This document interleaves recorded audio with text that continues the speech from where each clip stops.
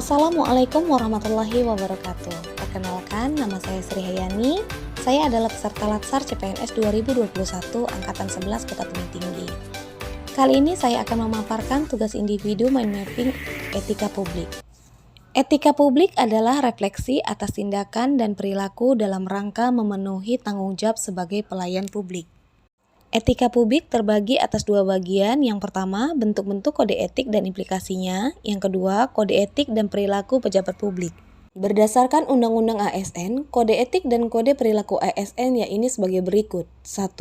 Melaksanakan tugas dengan jujur, bertanggung jawab, dan berintegritas tinggi. 2. Melaksanakan tugasnya dengan cermat dan disiplin. 3. Melayani dengan sikap hormat, sopan, dan tanpa tekanan. 4. Melaksanakan tugasnya sesuai dengan peraturan perundangan yang berlaku. 5. Melaksanakan tugasnya sesuai dengan perintah atasan atau pejabat yang berwenang sejauh tidak bertentangan dengan ketentuan peraturan perundang-undangan dan etika pemerintahan. 6. Menjaga kerahasiaan yang menyangkut kebijakan negara. 7. Menggunakan kekayaan dan barang milik negara secara bertanggung jawab, efektif, dan efisien. 8. Menjaga agar tidak terjadi konflik kepentingan dalam melaksanakan tugasnya. 9. Memberikan informasi secara benar dan tidak menyesatkan kepada pihak lain yang memerlukan informasi terkait kepentingan kedinasan. 10.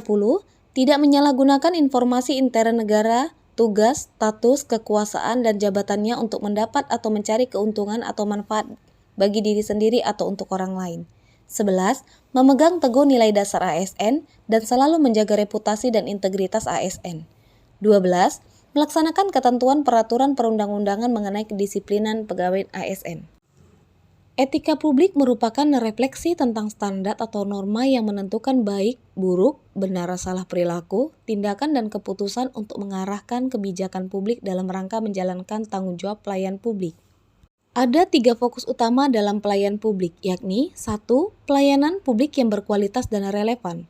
2. Sisi dimensi reflektif, etika publik berfungsi sebagai bantuan dalam menimbang pilihan sarana kebijakan publik dan alat evaluasi. Modalitas etika menjembatani antara norma moral dan tindakan faktual. Pelayan publik yang profesional membutuhkan tidak hanya kompetensi teknik dan leadership, namun juga kompetensi etika.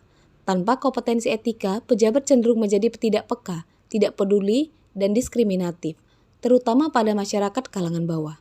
Etika publik merupakan refleksi kritis yang mengarahkan bagaimana nilai-nilai kejujuran, solidaritas, keadilan, kesetaraan, dan lain-lain dipraktikkan dalam wujud keprihatinan dan kepedulian terhadap kesejahteraan masyarakat atau kebaikan orang lain.